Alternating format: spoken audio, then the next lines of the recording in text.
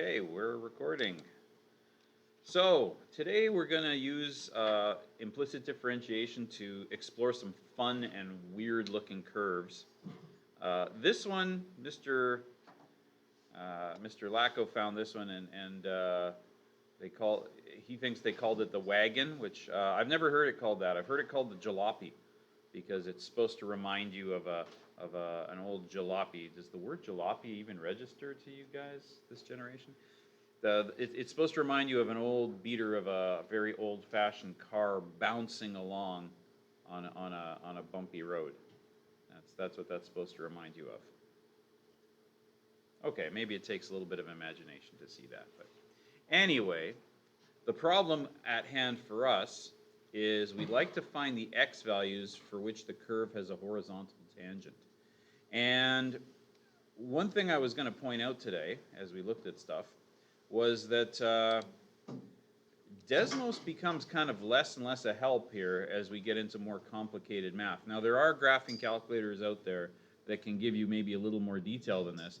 But notice on this particular curve, I can't even trace points. Right now, I'm trying to click on the graph so I can find out. For example, I can kind of tell that I have a minimum here.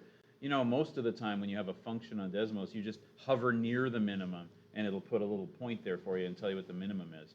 But as these things get more and more complicated in implicit definition form here, where x's and y's are all mixed together, it gets tougher and tougher. Even Desmos has its limits. I can, however, tell that there'd be a tangent line horizontally at this point here, this point here. It looks like it's kind of at 0. We'll find out. And maybe this point here, and it's symmetrical to the one underneath it too. So it looks like there'd be multiple y values that have the same x value. It looks like up here too you could probably draw a tangent that would be horizontal. So anyway, let's see if we can solve that. Because again, I can't really read it off the graph. I would need a more powerful grapher to be able to just read the maximums and minimums here. So we're going to use our implicit differentiation. We are going to try to find the derivative of this big oogly equation here. So we want the derivative with respect to x of this entire thing, of 2y cubed plus y squared minus y to the 5, which equals x to the 4 minus 2x cubed plus x squared. So I want the derivative of the entire thing. Okay, so that's going to include my chain rule. So the derivative of 2y cubed is 6y squared times dy by dx. The derivative of y squared is 2y times dy by dx. Derivative of minus y to the 5 is minus 5y to the 4 times dy by dx. And meanwhile, on the other side of the equation, everything here is in terms of x, so that's just kind of more basic derivatives. And there we go. So there's our expression taken to its derivative form. And at this point, that's pretty much all there is to the calculus of the question. Right? The calculus is kind of over. I would like maybe an expression for the slope anywhere on this curve. So I'm going to factor out dy dx on the left side of the equation, which is going to leave this term, and this term, and then divide both sides of the equation by that. See if you can figure out how I got from my second step here to my third.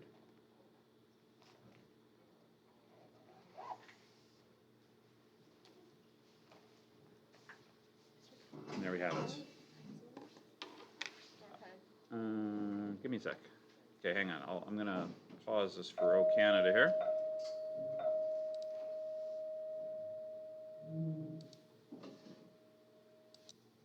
There we go.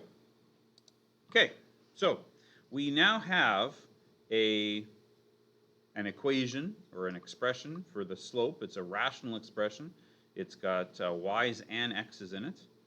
And once again, if I tried to actually graph this on Desmos, oh, I don't actually have it. I did try graphing that on Desmos, and I basically got like 3 vertical lines. It kind of failed graphing that equation.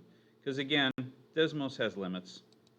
So we're going to have to figure things out for ourselves. So what is it that we want to do with this? Well, we want to find the values of x at which the curve has a horizontal tangent. So again, I'm thinking that there might be one up here, maybe even one down there, one maybe about here, one here, and we're going to have to find those x values. So what do I know about a horizontal tangent? Horizontal tangents have slopes of 0. So I'm going to set the slope. First, I'll write this in words. Horizontal tangent occurs when x equals 0. Or, whoops, when x equals 0, when m equals 0. So that means, of course, that happens when dy by dx equals 0, because that's what the derivative is. It's the slope. So I'm going to set this thing to 0.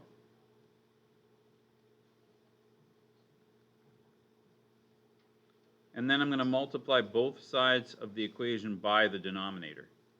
And 0 times anything is 0. So that just leaves me the numerator. Then I'm going to work that through with my factoring skills. I'm going to factor out the greatest common factor here, which is 2x, giving me 2x squared minus 3x plus 1.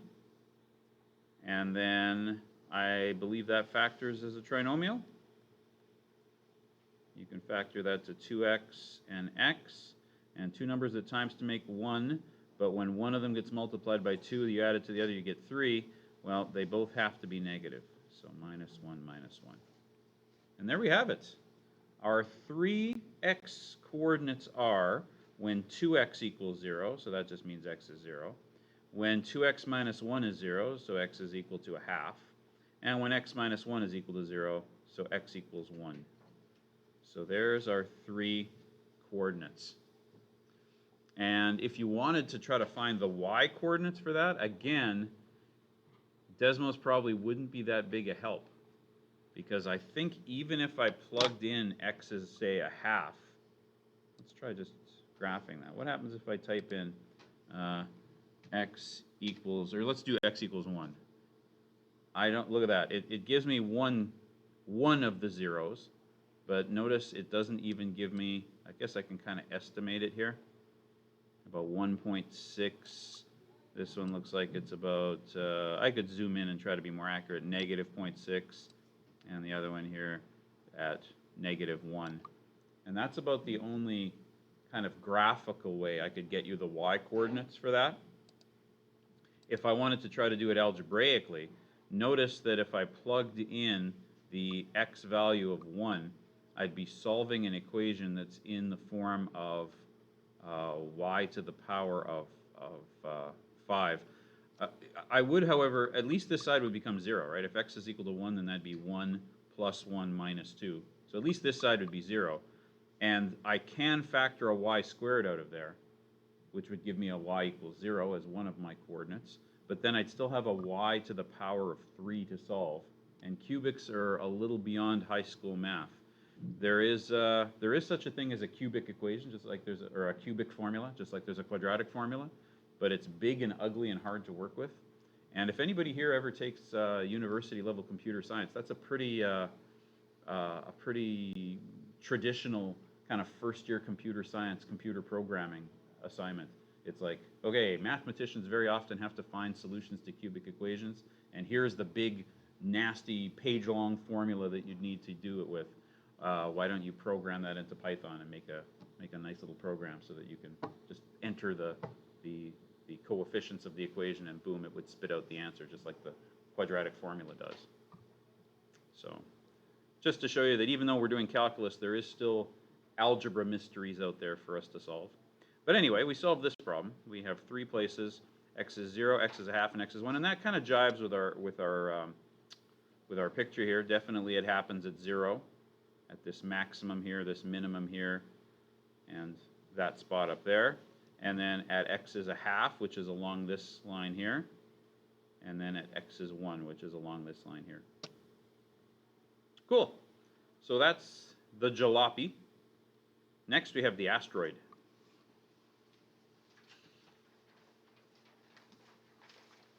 Find the points x, y on the curve at which the tangent line is parallel to y equals negative x.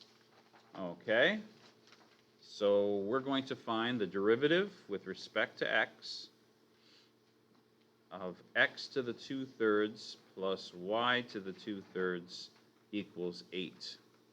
All right, the derivative of x to the 2/3 is just 2/3 x to the negative 1/3, right? Because 1 minus 2/3 is, oh, wait a minute. Yeah, 2/3 minus 1 is negative 1/3, that's right.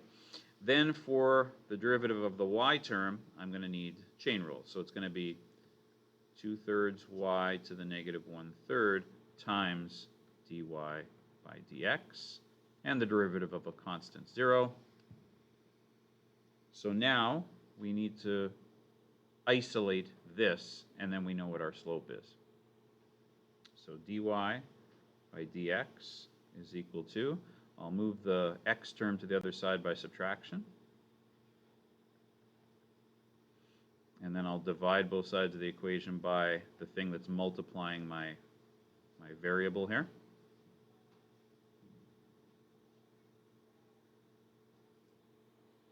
And I get that. Okay, so now I can divide 2/3 by itself. Those cancel. And then I have the negative of x to the 1/3 over y to the, should say negative 1/3. Now, I kind of don't want those negative exponents, so I'm going to kind of get rid of them. What I'll do is I'll use the negative property of the exponent to give me that. And then there is a rule in exponents that says that if you have a quotient to the same, where the top and bottom are both to the same exponent, you can actually combine them into one division statement. So I'm going to say that my final kind of answer for the derivative here is it's the negative cube root of y over x. See if it makes sense to you how I went from this step to this step. All right, now what do I know? Go back to my givens here. I know that I am looking for the points on this curve somewhere where if I draw a tangent, I'd be parallel to y equals negative x. What do you know about two lines that are parallel? Well, they'd have the same slope. So I'm looking for where the slope is equal to negative 1. Well, I now have an equation for the slope, so I would set that slope to be negative 1.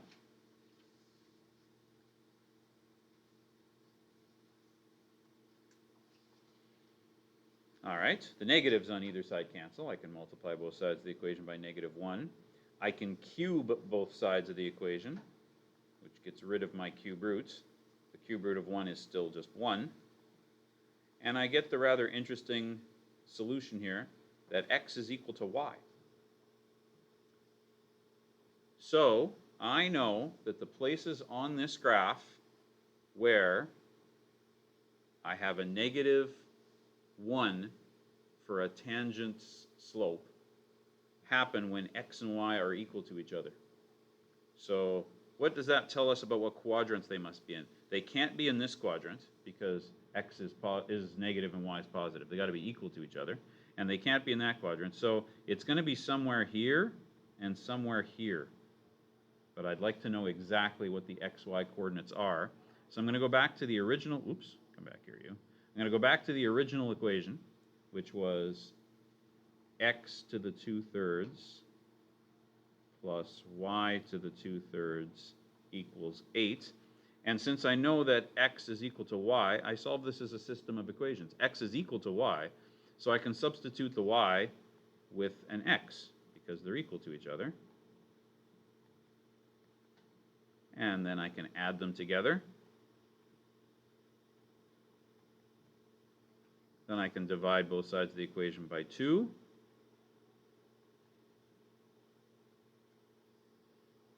Okay, now I can cube both sides, which would get rid of the cube root, because remember, I can think of this as x squared to the 1/3, right? Because when you multiply exponents and you multiply fractions, it doesn't matter what order you multiply them in. So I'll cube both sides of the equation, giving me x squared is equal to 64. And then I'll square root both sides of the equation, but careful, when you're solving for an x squared and you square root both sides of the equation, you of course have to deal with the whole plus minus thing. Oh, oops. No, that's right, isn't it? Yeah, it's 8. Right. Okay. And if that's, oh, sorry, I forgot to get rid of my squared. There we go. Okay, and now that means that my x coordinate could be plus or minus 8, and x has to equal y. Therefore, my two coordinates are positive 8 and positive 8, or negative 8 and negative 8. And let's see, does that kind of jive with the picture? Yep, that makes sense. If this is 20, that's 10. So yeah, that makes sense that that would be 8, 8, and this would be negative 8, negative 8. And I have tangents with slopes of negative 1. And just to double check it, I put this one on Desmos too. So let's see, let's get rid of the jalopy. There's the asteroid. Oh, guess I got to zoom out. Guess I got to zoom out some more. There it is. Zoom out. There we go. And there's the line that I want to be parallel to. And obviously, if I go to the points 8, 8, and negative 8, negative 8, I would be in the right place. So there we go. So that's our second example. And our third example today is really cute little equation. Oops, I didn't mean to stretch it that way. I just wanted to make it bigger here. Let's just bigger, bigger. There we go. You get a nice little heart out of this rather gnarly looking equation here. Technically speaking, these are called cardioid graphs. Get it? Like cardiac, for those of you who study biology. Heart-shaped. And this is a fairly tough one. So what do I want to do? Sketch the tangent line to the graph at the point 1, 1. Well, it looks like at the point 1, 1, looks like we're right here on the corner of this thing. So the tangent line is going to be, I don't know, something like that. There, sketched. B, oh yeah, not enough for a sketch. They want an equation for that thing. All right, if I need an equation for that thing, I have a point, 1, 1, but I need a slope. So we're going to have to find the slope of that thing at the point 1, 1. So we are looking for the derivative with respect to x of this rather intimidating looking equation. Okay, so I am going to need chain rule for that and implicit differentiation. All right, so let's see. I'm going to work down here where I can work a longer line. The derivative of x squared is easy. Or wait, sorry. This thing's all to the power of 3, so I'm going to use chain rule on that. So I'm going to say that that's 3 times the thing in the bracket to 1 less power times the derivative of what's inside the bracket. And the derivative of what's inside the bracket is 2x plus 2y dy by dx. Derivative of 1 is just 0. So that took care of the derivative of everything about this term. Then I'm minusing the derivative of the next part, and the next part I'm going to do with product rule. So it'll be the derivative of the first thing times the second thing plus the derivative of the second thing times the first thing. And there we go. There's the calculus of the problem. And again, at this point, you're actually kind of done calculus. Now, because they tell me that I have x is 1 and y is 1, I could actually plug in x is 1 and y is 1 right here. But I'd like to just do some practice, since it's going to pop up in other questions for you anyway. on how, again, do we isolate for this thing right here. How do we isolate for that? We have to collect those two things as like terms and then isolate it. How's that going to look? Well, I can't collect them when they're trapped inside of brackets. Now the bracket on the right, I guess I should have put an equal 0. Sorry, the derivative of 0 is of course still 0. The bracket on the right is a pretty easy distribution. You're just going to distribute a negative. While I'm at it, I kind of don't want things on the left side of the equation that aren't terms that have dy dx in them. So I'm going to distribute the negative, and while I'm at it, move the xy cubed term to the other side of the equation, where it becomes positive. And then meanwhile, I have minus 3y squared dy dx x squared. Actually, I might even rearrange that now that I think about it. Why don't I make that 3x squared y squared dy by dx? Okay, question?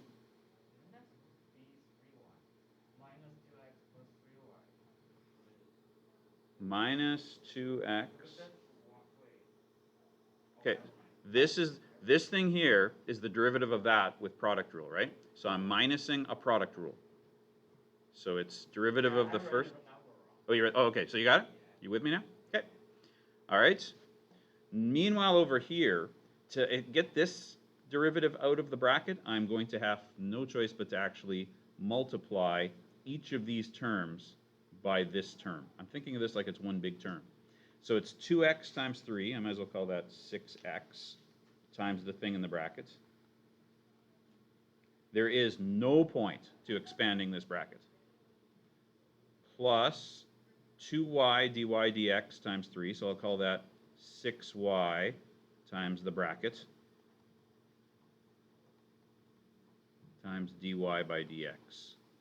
Okay, so these are my two things that I need to combine. This guy kind of should join this one on the other side of the equation because it's a term that doesn't have my variable in it that I'm looking for.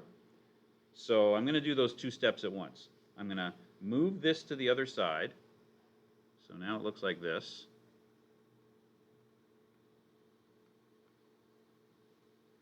Actually, let me move over a bit.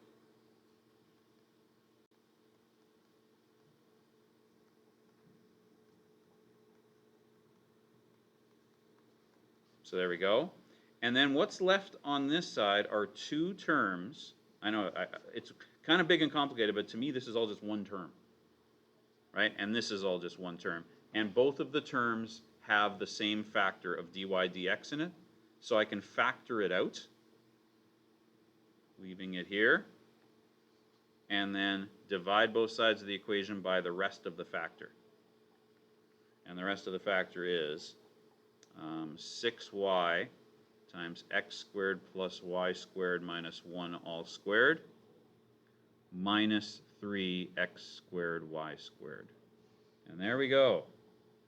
That is my expression for the slope everywhere around that chordioid heart-shaped graph. We want to know how much that slope is at the point 1, 1. So we want dy by dx at the point 1, 1. So x is 1 and y is 1. Now, I don't feel like plugging in a whole million ones here.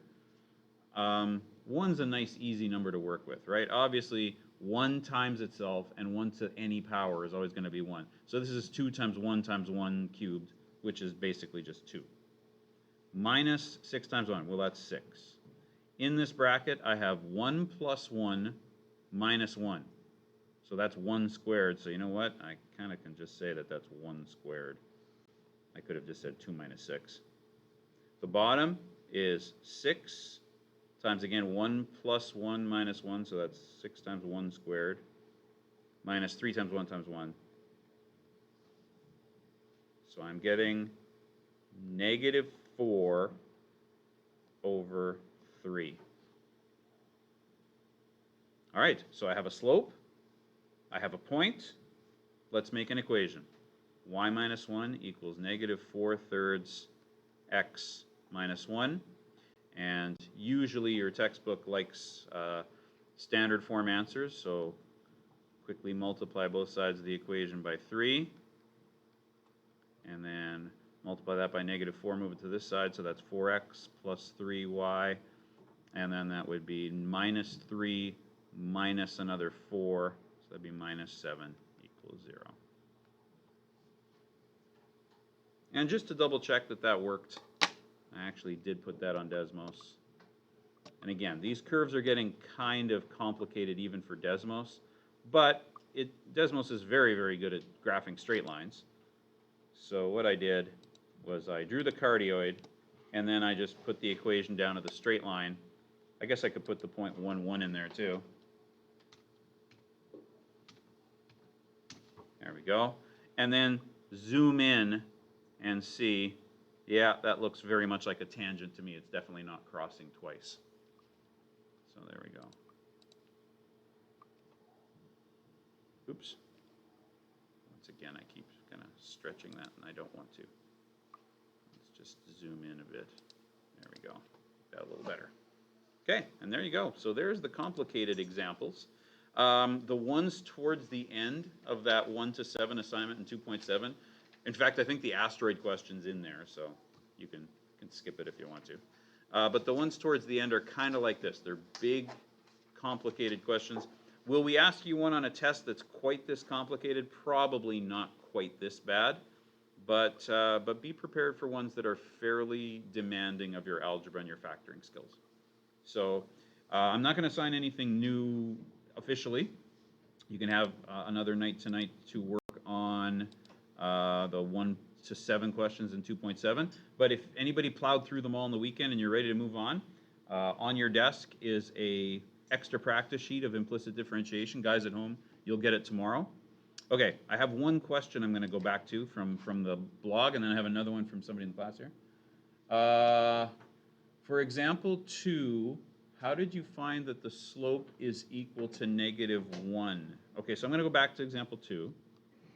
How did I find that the slope is equal to -1? Okay, so they give me that the tangent line is parallel to this line, and in grade 10, you learn that if 2 lines are parallel, they have the same slope. So if I have the same slope as this, then remember, when I'm in y equals mx plus b form, this number here is the slope. So what is the m number here? Oh, it's -1 times x, so the slope's -1. So that's how I figured that out. Does that make sense? Okay, question from the room. It'll be probably late next week. We're going to get through another day or 2 here of implicit differentiation. Then we do something called related rates. That'll take us a few days. Yep. Okay, so I'm going to stop the video, and then I've got a question from the homework that I'll kind of look at. Thanks for watching.